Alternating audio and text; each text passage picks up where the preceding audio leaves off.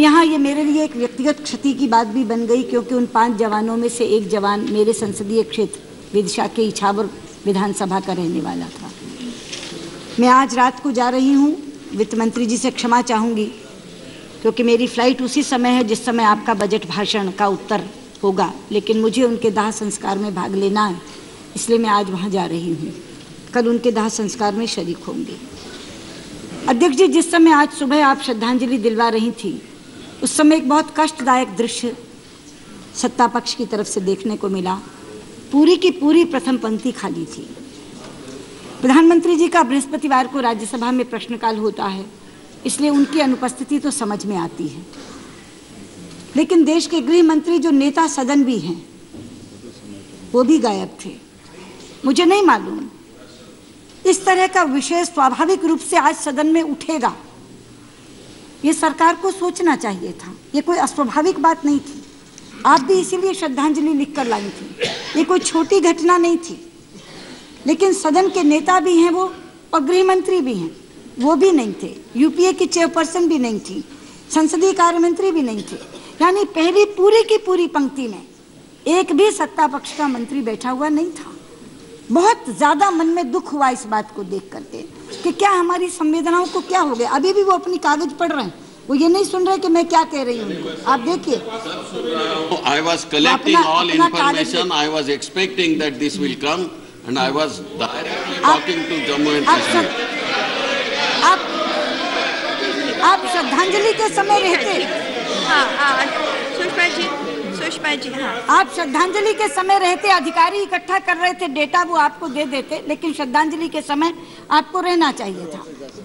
लेकिन अध्यक्ष जी, मैं दूसरी बात पर हूँ कि हर बार वहाँ कोई हत्या होगी, कभी 5 मारे जाएंगे, कभी 15 मारे जाएंगे, और हम यहाँ श्रद्धांजलि देकर के अपने कर्तव्य की तीसरी कर लेंगे क्या? आपको मालूम है कि सत्र के अंतराल में एक बहुत ही शर्मनाक और दर्दनाक घटना घटी थी, जब एलओसी के पार आकर पाकिस्तानी सेना के लोगों ने हमारे 2 सेना के जवानों का, केवल उनको गोली नहीं मारी थी, उनका सर काट लिया था और एक का सर लेकर चले गए थे। बिना सर का केवल धड़ उनके शव के साथ आया था, शहीद हेमराज का। पहले तो सरकार की तरफ से कोई अपेक्षित प्रतिक्रिया आई नहीं थी। हॉकी के खिलाड़ियों को वीजा दे दिया गया था, क्रिकेट का न्योता रद्द नहीं किया गया था। लेकिन जब इतना जन दबाव बना, तो प्रधानमंत्री की तरफ से एक बयान आया, there can not be business as usual with Pakistan. उस दिन मन को थोड़ा संतोष हुआ था, क्योंकि बार बार हम उनको ये कहते रहे हैं, जब तक पाकिस्तान अपने यहाँ के आतंकवादी ठिकाने खत्म नहीं कर देता, हमें उनके साथ कोई वार्ता नहीं करनी चाहिए। लेकिन वो वार्ता उस समय चल रही थी, और यह भी कहा गया था कि वीजा ऑन अराइवल क्यों खत्म किया जाए। 6-7 दिन तक इस तरह की बातें होती रही, जैसे कुछ हुआ ही नहीं। लेकिन जब हम लोगों की तरफ से थोड़े कठोर बयान आए, देश उद्वेलित हुआ, तो प्रधानमंत्री का ये बयान आया, थोड़ा संतोष हुआ उससे। लेकिन अब 4 दिन पहले फिर पाकिस्तान के प्रधानमंत्री यहाँ अजमेर शरीफ आ गए। हमारे विदेश मंत्री ने उनको भोज दिया। मैं सलाम करती हूँ अध्यक्ष जी, मैं सलाम करती हूँ अजमेर शरीफ के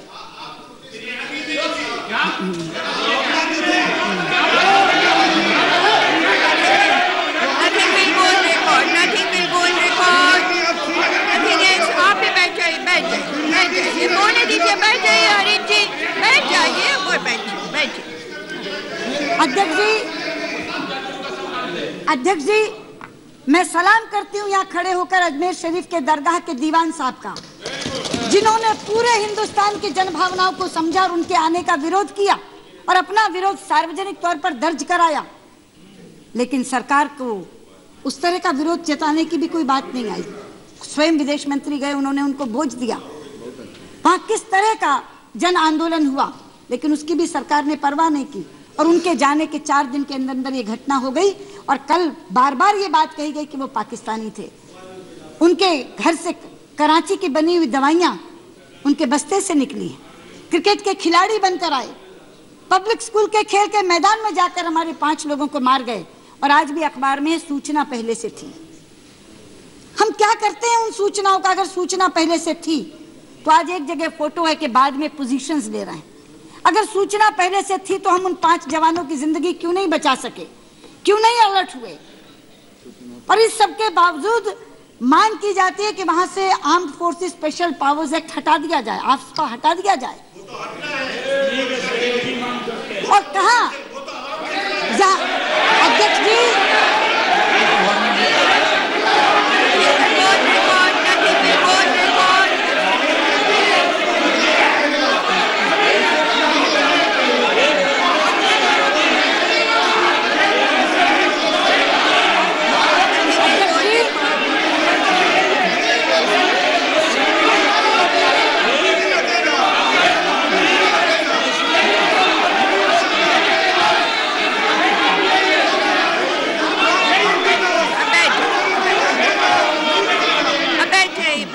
अध्यक्ष जी आप बैठ जाइए, मुंडे जी बैठ जाइए, बैठ जाइए, बैठ जाइए। हाँ अध्यक्ष जी, ठीक है, ठीक बैठ जाइए, बैठ जाइए। हाँ आप भी बैठ जाइए। योगी आदित्यनाथ बैठ जाइए, बैठिए। आप क्यों खड़े हो गए?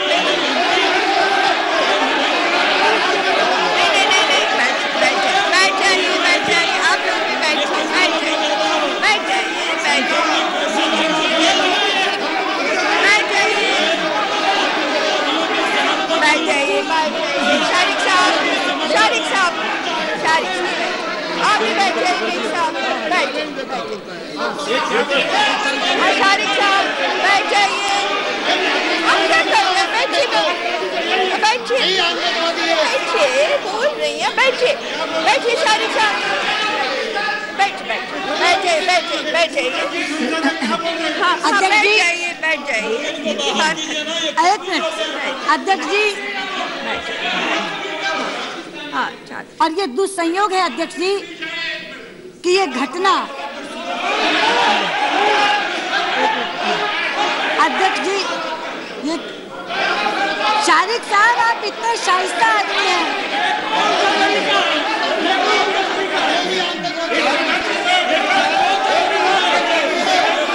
शारिक साहब बैठ जाइए, क्या कर रहे हैं? शारिक साहब? Sit down. Please sit down. Please sit down. Please sit down. Let us finish. Okay, बैठ जाइए। हाँ बैठ जाइए।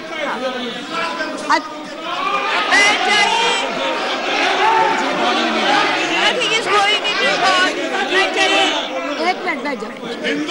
आप बैठ जाइए, वो बैठ जाओ। वो बैठते, आप खड़े हो जाते, फिर वो खड़े हो जाते। बैठिए ना, और बैठ गए आप, बैठिए। आप क्यों खड़े हो गए? शारिक साहब एक मिनट बैठ जाओ। अध्यक्ष जी बोलिए।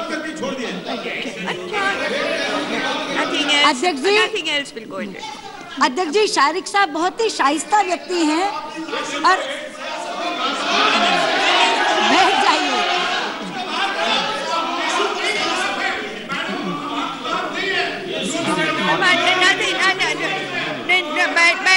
बैठ जाइए बिग साहब।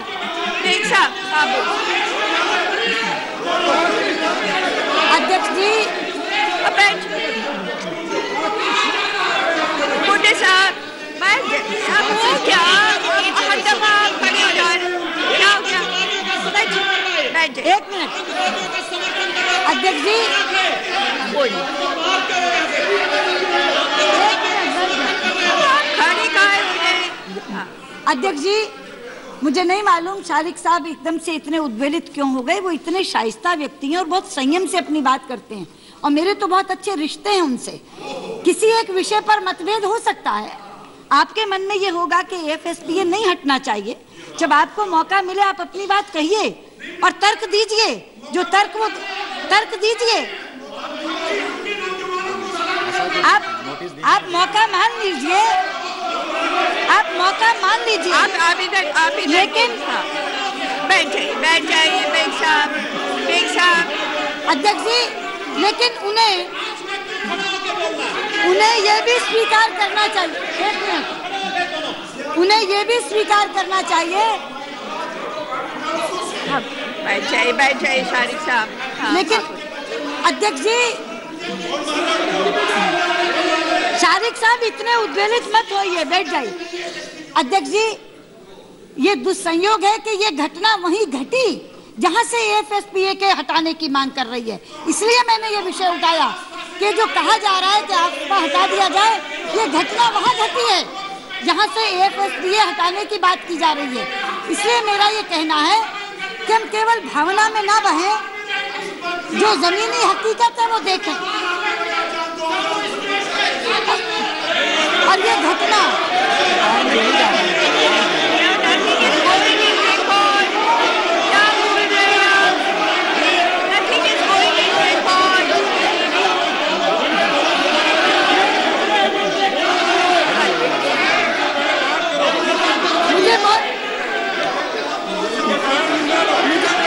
आप लोग बैठ जाइए। ठीक है, हम उन्हें बिठा रहे हैं, मगर आप इतने लोग सब खड़े हो जा रहे हैं। वो बैठ गए, अब आप बैठिए। बैठ गए हैं, बैठ जाइए, बैठ जाइए, आप भी बैठ जाइए। बैठिए, बैठ जाइए।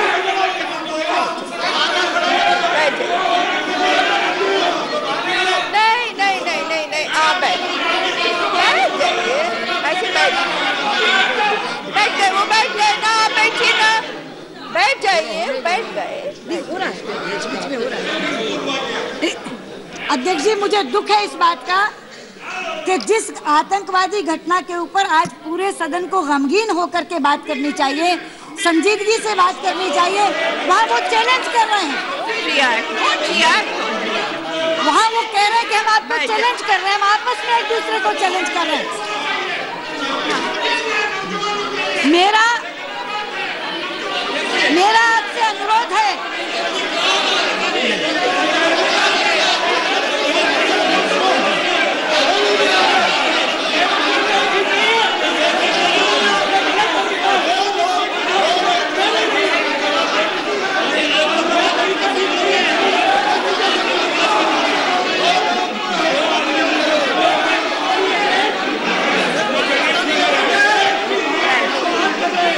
बैठ जाओ, बैठ जाइए, उनको समाप्त कर लेने दीजिए, समाप्त कर लेने। तो हर समय क्या खड़े हो जा रहे हैं? पुष्पा जी बोल रही है ना, एक मिनट, पुष्पा जी बोल रही है, आप हर समय क्यों खड़े हो जा रहे हैं? अध्यक्ष जी बैठ जाइए, आप भी बैठिए, साहब बैठ जाइए। अध्यक्ष जी, मैं आपके माध्यम से अपने साथियों से कहना चाहूंगी, अध्यक्ष जी, मैं आपके माध्यम से अपने दोनों साथियों से कहना चाहूंगी कि आज का दिन एक दूसरे को चैलेंज करने का नहीं है, वो हमें चैलेंज ना करें। आइए हम सब इकट्ठे होकर पाकिस्तान को चैलेंज करें, हम इकट्ठे होकर आतंकवादियों को चैलेंज करें और भारतीय संसद से ये स्वर निकले कि आतंकवाद के खिलाफ हम सब एक हैं और पाकिस्तान के खिलाफ हम सब एक हैं। आज ये स्वर इस संसद से जाना चाहिए। हम मिलकर पाकिस्तान को चैलेंज करें, आतंकवाद को चैलेंज करें। हम एक दूसरे को चैलेंज करने में अपनी ऊर्जा व्यर्थ न करें, अपनी एनर्जी व्यर्थ न करें।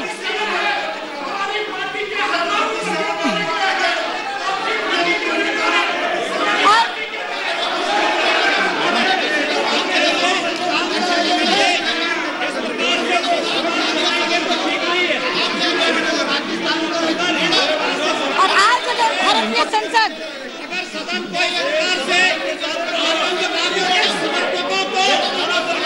बैठ गए, आप लोग तो बैठ जाइए, आप लोग बैठ जाइए। पुष्पा जी बोल रही है, बैठ जाइए, बैठ जाइए। इतना ज्यादा कहाँ आप प्रतिक्रिया, इतनी प्रतिक्रिया अध्यक्ष जी, बैठ जाइए। पुष्पा जी सक्षम है, पुष्पा जी अकेले सक्षम है, आप सब क्यों खड़े हो जाते? बैठ जाइए, बैठ जाइए।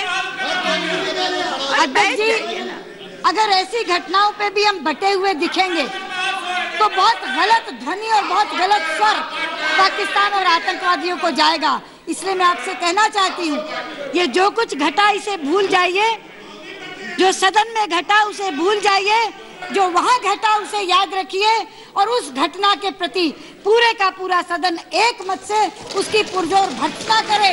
और मैं मांग करती हूँ कि गृह मंत्री इसके ऊपर अपना बयान दें। धन्यवाद।